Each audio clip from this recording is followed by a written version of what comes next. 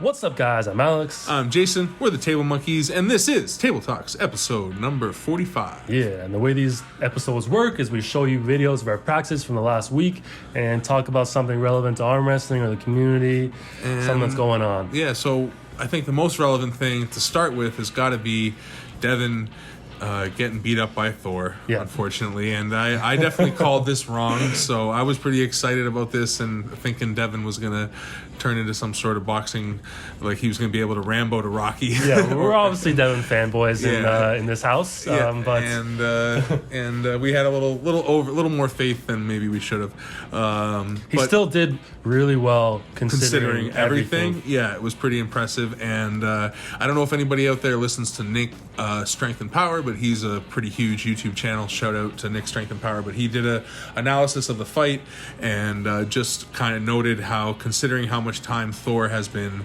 boxing and everything, it was actually a pretty disappointing performance from Thor, considering how little time Devin had to prepare and all that kind of stuff. Yep. And Devin did land some good shots on Thor. He looked pretty good early on. It just seemed like once he started getting hit, he started to panic and lose his fundamentals. I know a lot of people thought that the fight probably got stopped a little bit early, and I mean, I kind of think that too. Like it could have gone, especially considering it was so close to the end of the round. It would have been interesting to see if Devin was able to make some adjustments or whatever for another round. But obviously, his head's still ringing. He took punches and he got beat up enough that I guess it was. He might have a concussion. Yeah, exactly. There's obviously he didn't need to take any more punches, and as much as it wasn't an exhibition fight, it's not like he needs to suffer brain damage or anything for that simple fight. He's still got to come back to arm wrestling and beat Levon, so he's got unfinished business in this world. We can't lose him just yet. Yeah, exactly. But again, impressive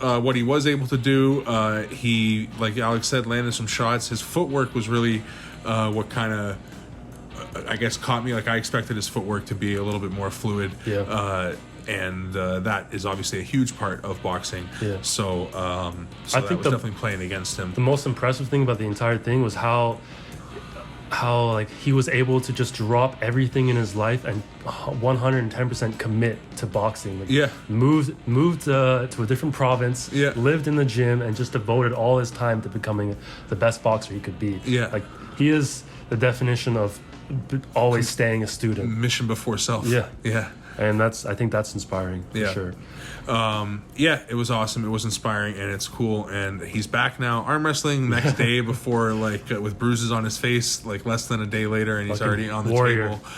Arm wrestling with people, letting them beat him up, and that was pretty cool. So we're excited, obviously, to see him whenever he gets back, and get to pull with him again and get him ready for whatever, help him get ready for whatever is coming up. But we have an event coming up this Saturday or Sunday, actually. Which he most likely will not be able to come to. It's unfortunate, but he'll be at the next one. But this is going to be a crazy event. Supermatch Sunday. We've got how many? 15 super matches in total? I think it's 15 now. It's a pretty decent lineup. And we're going to go through it now today. We started talking about it a little bit last Table Talks, if you heard our last one. But there are 6. So 15, you're right. 15 total matches. So we'll start with left hand, and we're just going to run down them. And like Alex said, this is going to be on Sunday. I don't think we might live stream one match or something, but live streams never work out good, so we just don't. Quality is always horrible, and I hate sacrificing good quality just to get the video out early. I would rather just come out a couple days later. But it's possible that we live stream some one match, possibly, or two, maybe. We'll see, but either way, the matches will come out next week. And the first one is going to be so we'll start all the left-handed matches, right? We'll run down the left-handed matches, and then that's how the tournament's going to run, or the event. It's not a tournament. It's all super matches. So first one is Dwayne Hegelheimer versus Donald Burns. So they're both ranked. 154 list. They're both pretty much walk around right around there, so they should be coming in close to that. And I don't remember what happened. They pulled at PAL, I think. Were they both there? Or? Yeah, they pulled at PAL. They pulled at Armcats. And Dwayne has the winning record on Dwayne has the winning record on Donald. I don't think Donald's ever beaten. On left hand or on right hand? That's right hand. Yeah. Left hand, I think it's a lot closer. Yeah. I'm not exactly sure because they didn't do left-handed arm cats. Yeah, So, I'd have to look at the rankings real quick. I should have had that already prepared, but I don't. But either way, they are a close match, and they're forming a little bit of a rivalry, and it's pretty cool. So that's definitely going to be an exciting match to watch. Donald's coming all the way from North Bay. So Donald is now ahead of Dwayne on left. Oh, okay. So it's Donald is 6th, Dwayne is 7th on left arm, and Dwayne is 6th, and Donald's 8th on right arm. Yeah, that's where they're ranked. So they're very close on the rankings, and we expect a solid match. Gonna kick it off well. Yeah, for both those, but that's the left-handed match.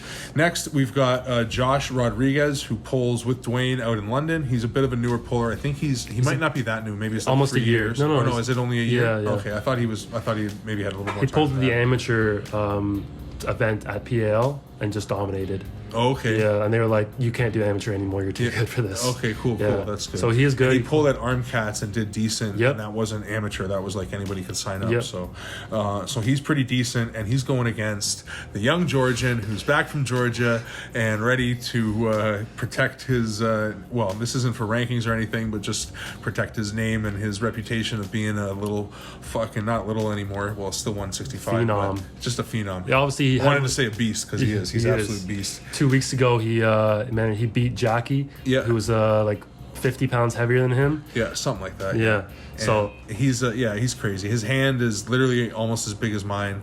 It's the same like dimensions. It's just not as thick yet. But he's 16. He'll be there soon. It's gonna it's gonna be there soon enough.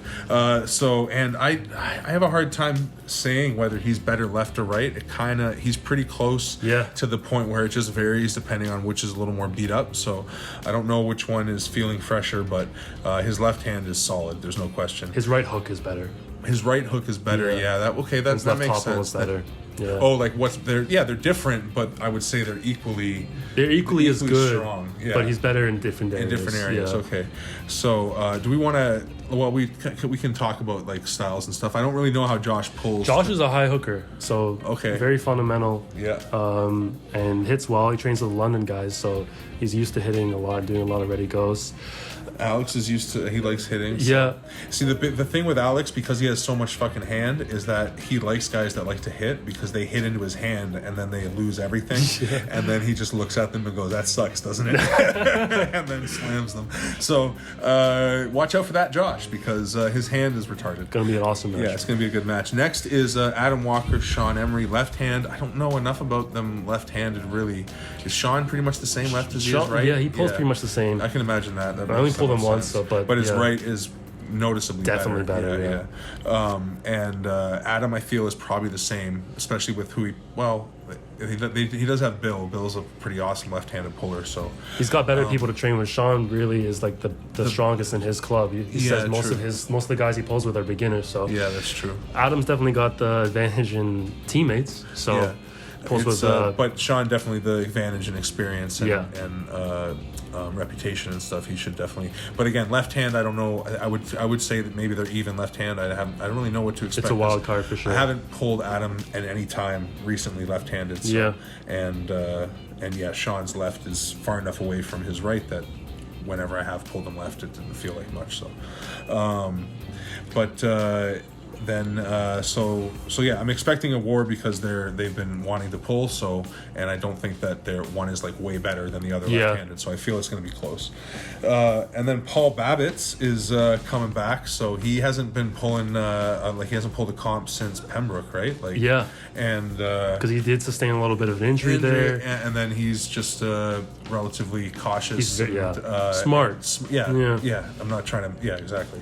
And so he's been taking his time, making sure that he's 100% ready, and he definitely feels 100% ready in practice. Man, his hand is insane. Yeah, he's almost as big as Ray's. Like Ray's is, again, it's probably like an Alexander thing. Yeah. Like I bet you if they go palm to palm, their hands are probably the same dimensions, but Ray's is just thicker. Yeah. Like got more like years in it. You know, like it's like made out of leather. Yeah, and again.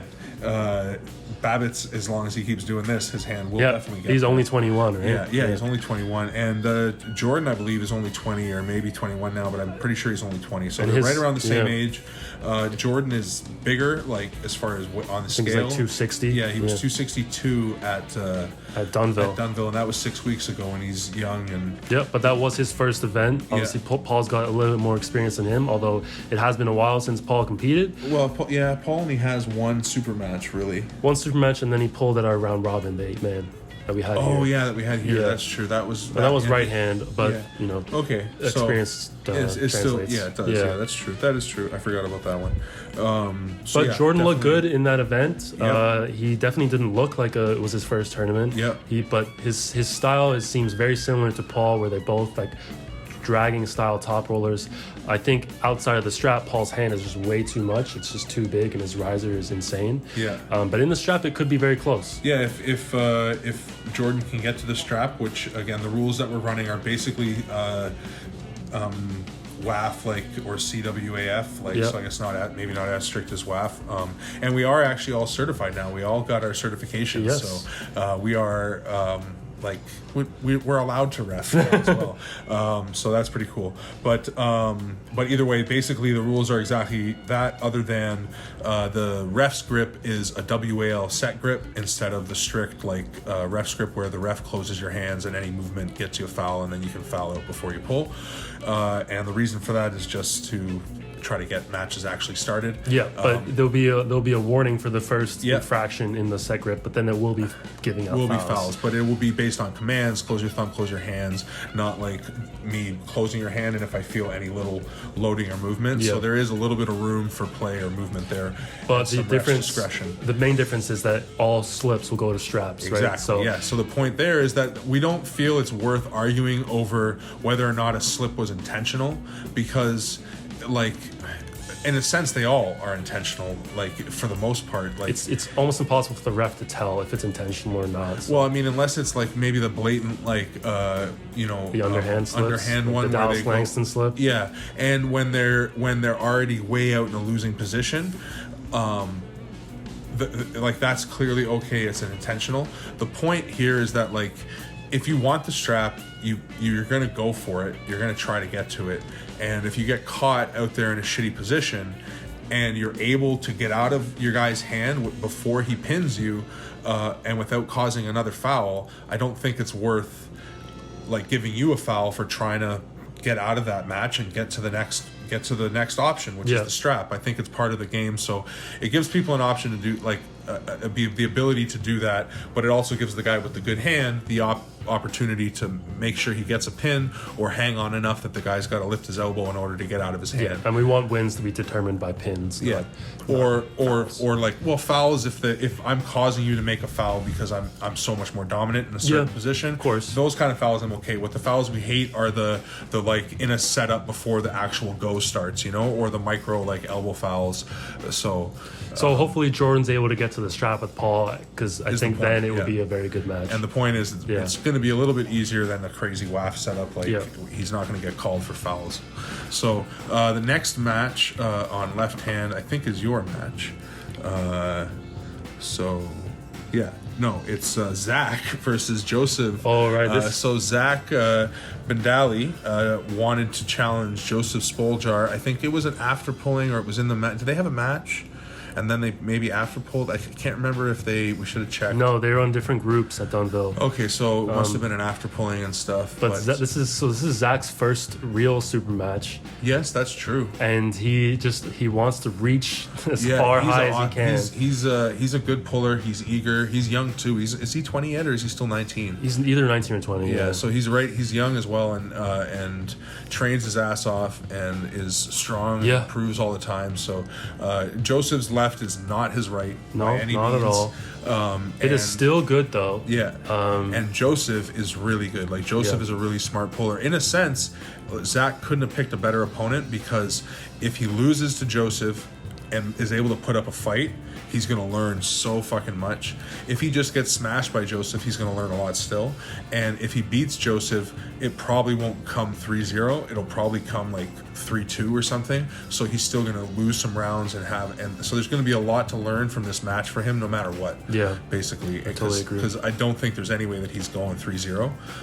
No. Like if he might get that first pin. I wouldn't say he doesn't get that first pin, but again, Joseph is such a good puller. He's going to be able to make all the adjustments he needs and force Zach to make adjustments if he can. So, like, it's impossible to say where it's going to go because but Zach is clearly the underdog, and yeah, not only in experience but probably strength. Strength as well. Yeah. Oh, technique for sure, experience for sure. Where Zach has to be able to beat him is that his left is strong. I think he is more left than right. He definitely is. Yeah. So his left is strong, and he is intuitive with it and all that. So he's like, I don't think it's an unreachable match for him, but he's got to come in at like 110% and do everything right and make adjustments that I don't know if he can or can't make yet. Yeah. So exactly, that's how I feel about it. But it's awesome to see him reaching for it, and he was eager for it. And Joseph, being the amazing guy that he is, was like, "Yeah, sure, let's do it." and Joseph just pulled a left-hand match with Ian this past weekend, and that's true. Ian was a little beat up. I think I don't know if it was a full how fresh, but the point is Joseph's not coming in like fresh, peaked 100%, so that little bit of variance there could give Zach and when Ian was able to turn him into a hook. I didn't watch the whole thing. I think I only ended up seeing one round. I think it was 3-1, and the round that Ian beat Joseph was when he was able to turn him into a hook, which is what Zach is he likes the low hand top roll, but he's got a good hook, so if he can get it into a low hand top roll and then kind of get his shoulder in there before Joseph does it, it's again, there's something there. There's something there for sure. It's a good match. It's not going to be Joseph 3-0. I really don't think so. And then on to my match to close out the left-handed matches for the day. Yep. It is my rematch with Jamie Staken. Yeah, so he has you in tournament polls now, right? He beat me once in a tournament. In a tournament? Okay. It was the left hand at the round robin, right? Yes. It was the round robin. Yeah. Okay. So, and then... we had a super match before that. You had a super match before that, and then you beat him. No, you didn't get the pull left at arm cats. No, you beat him right-handed there. Yeah, so I beat him 3-1 in the super match, which was a few months ago. Yeah. Then we faced again in the round robin where he beat me one time. Yeah. And we got to. But then he won the round robin. Yeah, he pulled Tyler Hamilton and won the hammer. Yeah. Or the sledge. So it wasn't just beating you; it was his overall performance that day that gave him that edge. Yeah, and for some reason got him the ranking spot above me. Meanwhile, I beat him twice right-handed in the Armcast tournament, and I'm not above him on the right-hand rankings. But that's neither here nor there. It doesn't matter. This is true, but when you beat him right-handed, he had just won the class beneath him. I agree. Before context matters. Context always matters, and the guys who do the rankings, I'm pretty sure, take that stuff into consideration. So the point is that this is a perfect conclusion. Yes. If you can beat him in this super match, then for sure I don't know off the top of my head. Let me check He's again. He's 7th. I'm 8th. Yeah, but who's ahead of him? I think It'd be hard. It's hard to jump somebody that you don't pull unless they haven't. Really no, I think I would just switch places with him if I think you would. Yeah, you would probably just be able to switch places with him. And the rankings don't come out then it's Dustin. So that's Dustin is ahead of Jamie. Yeah, I wouldn't be ahead of Dustin. That wouldn't happen yet. So either way, that's it's going to be an interesting match, and there's definitely, we know there's something there. Yeah. It's whether or not Jamie figured out how to stop what it is you were doing, and that's just, it's good. He just knows he has to stick to that. Yeah. Or if you're able to get something new now, you have been training a lot. You're definitely stronger and made progress since the last time you pulled him left. So you might not only have the option that you had, you might have something new. So maybe, but obviously he was always strong, and his strength was never the problem for him. It's just the technique and experience thing, which he's probably gained a lot in since that super match win. So if he has probably the best left hand to pull with in Tyler. Yeah, to train with. So if he's like, hey, pull the way Alex does, it's pretty much Tyler can do that. Yeah. So So it's good match. It's a good match, but your ability to adjust on the fly and present one thing when totally going another way is, I think, obviously your your X factor here, and versatility, baby. Yeah, it could definitely get you a win. We'll see. As we said earlier, there's something there. Yeah. So on to the right-handed matches now. So there's a lot of right-handed matches. We're gonna just kind of go through the just to say not as crazy ones and get to the more interesting ones. Yeah, because there is some very interesting ones. Yeah, exactly. That are going to probably take us a while to talk about, and the other ones we'll just kind of cover a little quicker. So, first right-handed match is Gabriel Zimmerman from Belleville versus Mike Hassos, one of our trading partners who's up in North York. These guys had a right-handed match at Dunville. Yep. Just one match. Obviously, it was the round robin. And Gabe has the win. Gabe has the win. It was a tough hook match. Yeah. So it could go either way here. Yeah. Mike progresses quickly all the time and is really technical. But Gabe seems to too. Yeah, so. he pulls with Joe Gould. Yeah. And a lot of good guys out in Belleville. Yeah, he's got a good team to pull with, and his brother pulls. So we're expecting a good match there. Don't really know which way it's going to go, but I would say that Gabe, obviously coming in with the winning record, has a bit of an edge. Yeah. And then we've got Dwayne versus Donald. So there's a little bit of backstory on their right hand. I'll just disclose that, I guess. So Dwayne tweaked it a little bit at work and then said, I'm not sure if I can pull. So Donald was like, oh, whatever, and went hand in practice. And I was like, I'll try to find a substitute, which is why we have Mike and Gabe pulling, because as soon as I said I might have a substitute, Dwayne was like, no, fuck that, I can still pull. And then Donald was like, oh, wait, you just set me up. I just pulled in practice. And Dwayne's like, well, my hand's fucking tweaked anyway. So true. Well, like you said, you were gonna get a substitute. Donald shouldn't have gone ham on his right hand. Either way, that's his choice, and maybe he wasn't worried about whoever the substitute was going to be because it wasn't. Anyway, if Donald is beat up, Dwayne is still recovering from his injuries, so it should be somewhat. That's the point. That's the point I'm trying to lay out, is that maybe it looks like, I'm sure it's going to be a war because they're both like warriors, but it might. I have no idea where it's going to go. I don't know where anybody's feeling strong or where they're. But historically, Dwayne has the winning record over yes, Donald. Dwayne should have the win over Donald on right arm, and this will be the first time they're supposed to be fresh for fresh, so they're freshly beat up for freshly beat up, I guess.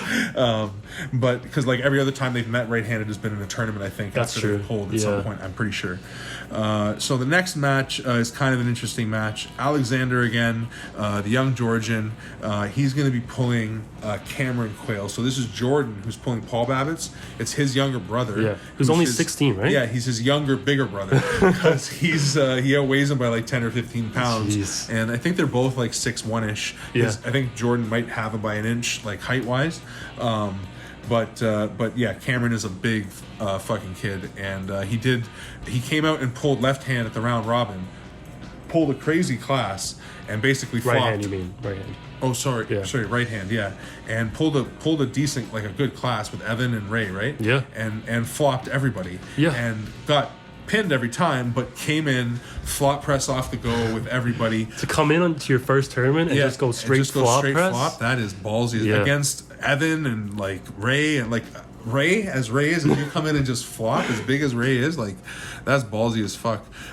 So we're interested to see how and what he's done to progress, and how he's going to do, because it's obviously an offset match, weight and everything, but Alexander is a beast on right hand. He's got a heavyweight hand. Yeah, he's got a heavyweight hand, so there's no, and he does pull-ups with 90 pounds strapped to his waist.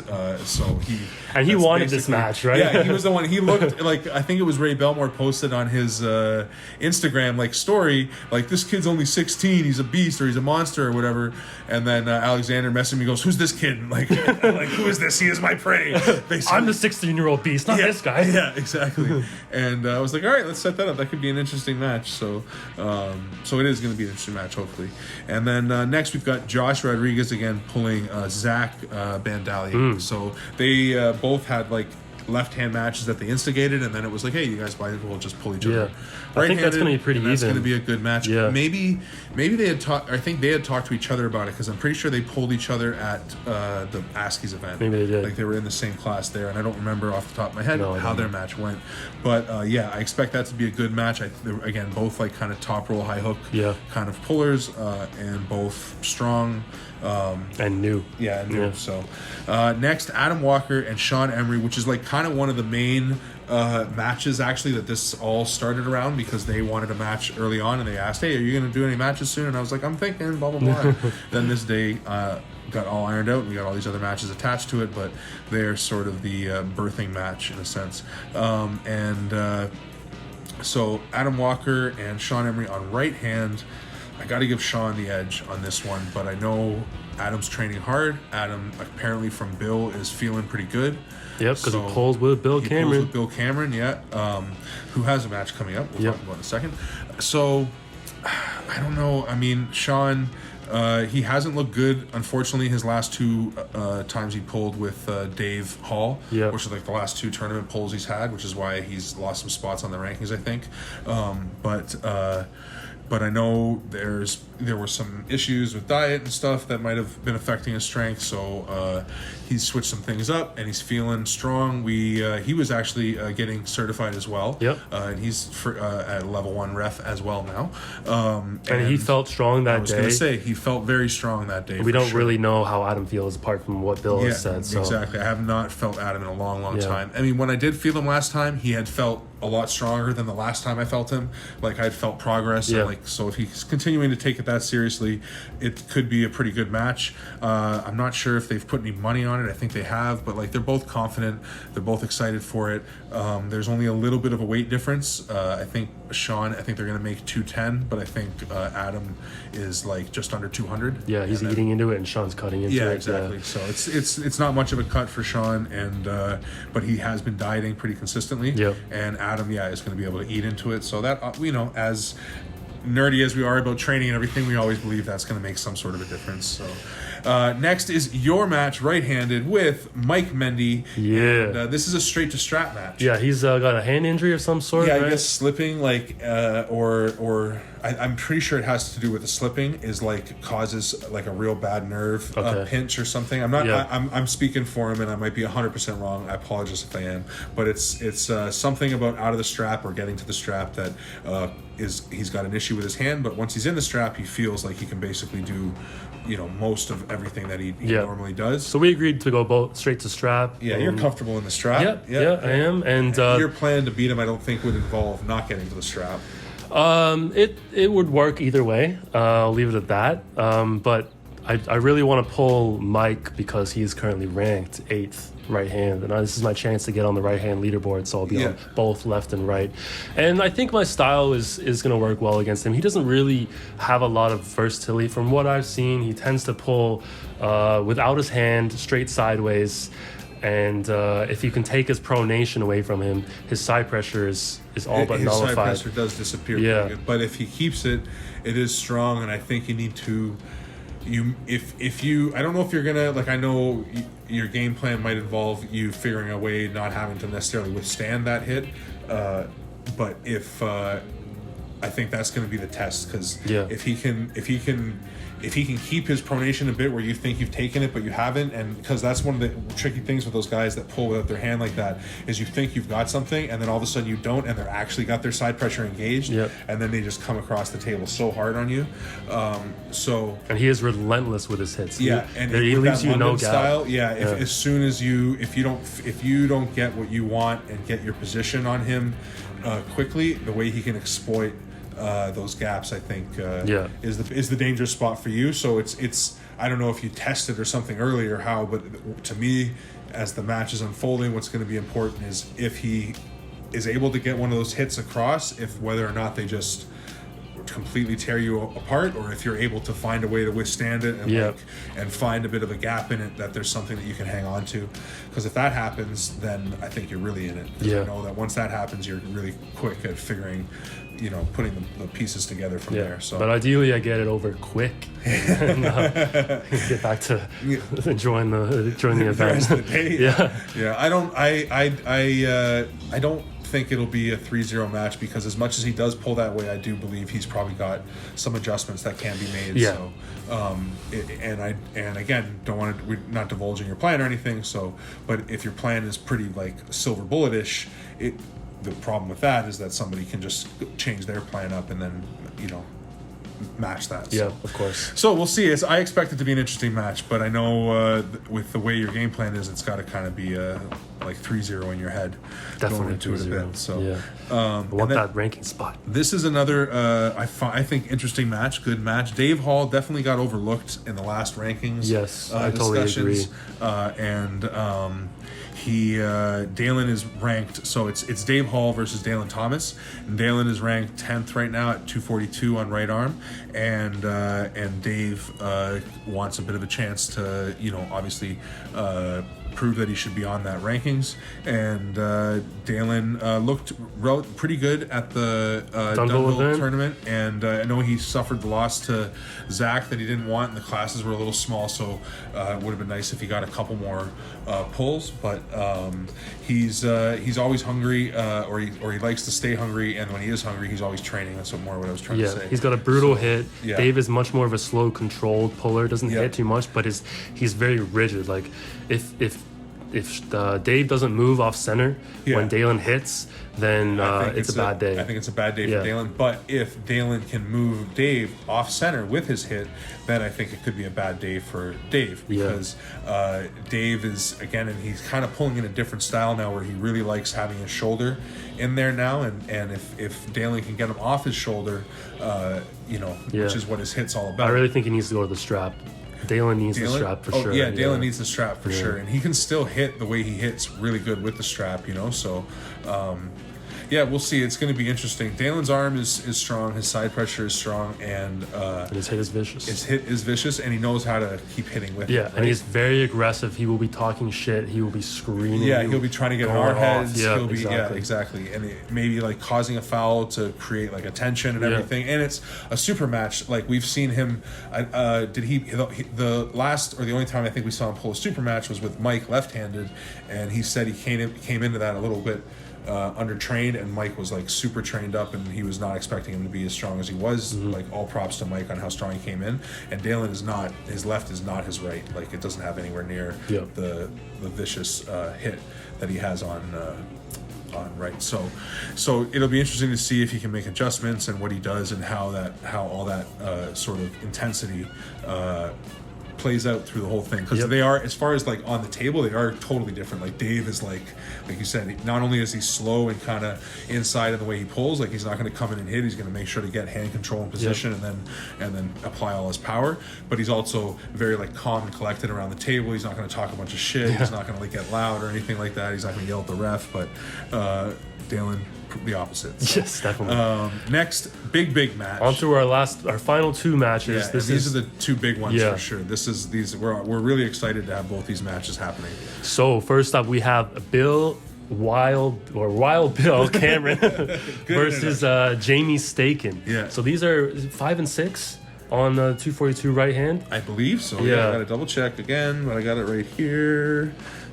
So right arm, it is 5 and 4. 5 and 4. So Bill is 4 and Jamie is 5, and I think this is definitely Jamie's biggest test so far. I know Joseph has been a big thorn in his side in the last couple events, and Joseph is a beast right now, and he's the next one that we're talking about. But this will be a different style of match. A totally different type of puller. Totally likes to, especially on right arm, he likes to pull almost where Jamie's going to want him to pull, but then it's going to be like, but can you stop this? Yeah, because it is fast. It is, not only is it fast, it is once Bill Cameron, Wild Bill Cameron, for the people that do not know who we're talking about, he's a little bit of a local arm wrestling legend. Like everybody knows, he's a bit of a giant killer. He's about 215 usually weight. He's only about 5'10", but he is just ridiculously fast and brutally strong inside with his right arm, and his left hand has a stupid high posting hit, like similar to a Travis Bagent style thing, but a little different.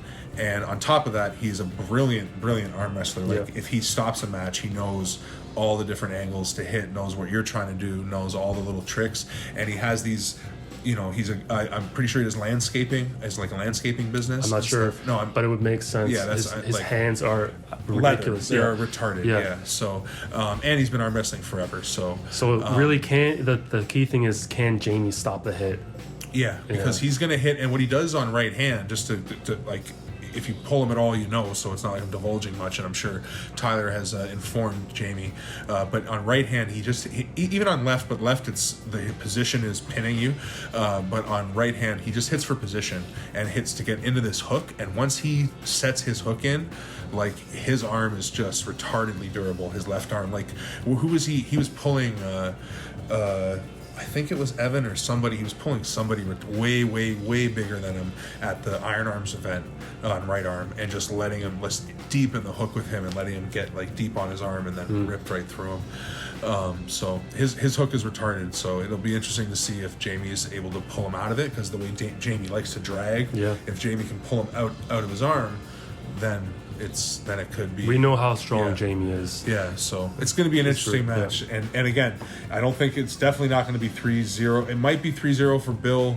if it is just that much different, but I don't know that it will. But it won't be 3-0 for Jamie, because Bill can make adjustments. Definitely. Even as much as he just hits that one way, he still like can apply different styles of inside. He's most likely done his homework and seen how Joseph beat Jamie, and he's got that in his back pocket for 100%. Sure. Like I said, he's not just technically like a great puller. He's a very smart puller. Like, he knows how to win. So he's gonna do what he can to figure that out. And then the last match, the big match for rankings again, who even Tyler admits he thinks is the number one right arm under 200 pounds in Ontario. I believe it based on what I've felt when I felt him, and I mean the other competition is Jake Charles and Alan Ford, and I think as far as the last time I felt Jake Charles, I think so. Anyway, who's the match? Joseph Spoljar versus Tyler Bolzan, right arm, and it's not technically for number one Ontario, but it basically, in my eyes at least, it's for the number one in Ontario. For sure. Under 200 pounds. Yeah, and I mean, so the other guys we were just talking about, Jake Charles, I think, I mean, maybe trained up, he's a lot different, but the point is just Joseph's hand. So the point is Jake and Jake and Alan have not been competing. Exactly. They haven't been on the table really competitively too much in the last 2 years. So it's hard to, but they are definitely, like, they have the reputation and the wins and everything and the potential to be 1 and 2. But Joseph has been training, he has been pulling, and his hand is absolutely ridiculous right now, like just on another level. Yeah. And yeah, I don't think that I think once you have a hand like that, it's like having a strap all the time, like in the sense of like what I said about Alexander way earlier, how like if you try to hit into his hand and you don't have the hand for it, it's like he's just gonna buckle your hand. Yeah, it just folds. That's basically what Joseph's able to do to people, is like even good hands, he's able to just like, it's just nullify that, and then when he hits into you, you lose it, or if you are able to get a hit into him, you end up just hitting into his hand and losing it. So. Joseph definitely has the hand advantage. In the strap is where it could be interesting. I think Tyler knows that, and whether or not he can get to the strap will be interesting. I mean, Jamie's hand is really, really hard to slip from as well, so maybe they've practiced that a little bit of actually getting out, because we know getting out is a skill. And if he wants to beat him without a strap, like, I don't know. I don't think so. No. But I mean, the thing with Tyler is probably one of the smartest, if not the smartest puller I know that I get to pull with on a regular basis. And ton of experience. Yeah, and just so clever with knowing like which moves beat which moves. So I think really what it comes down to is if Tyler can stop it, because Joseph has been hitting like a fucking madman as well. He doesn't think he has been stopped except one time at the ASCII event when he was in the strap with Jamie. And he got beat in the hook. That was the only time he's ever been stopped in the last 2 years. And that was again after like pulling the that class was second before. class. So so it's hard to that was the only so the strap is where it's at for sure, and then turning him into a hook if you by any fucking chance can. It doesn't mean it's over after that. Like, it's still tough. It's still really hard. Joseph's arm is still rock strong. Still really, really strong. And he's training like crazy, and he has good training partners. He trains with Earl Wilson a lot, and the work he does, his hand, like, it's just crazy. The last time I pulled him, I was just blown away by his hands so much. I was like, this thing is absolutely insane. Yeah. Awesome way to close out the day. Yeah. So, I don't know. I'm predicting that Joseph has the edge. Oh, definitely has the edge. Yeah. I mean, I kind of want Tyler to win. But it's going to be an awesome match regardless. So, I can't wait. All these matches will also be posted on our channel in the week after this event. So look out for that.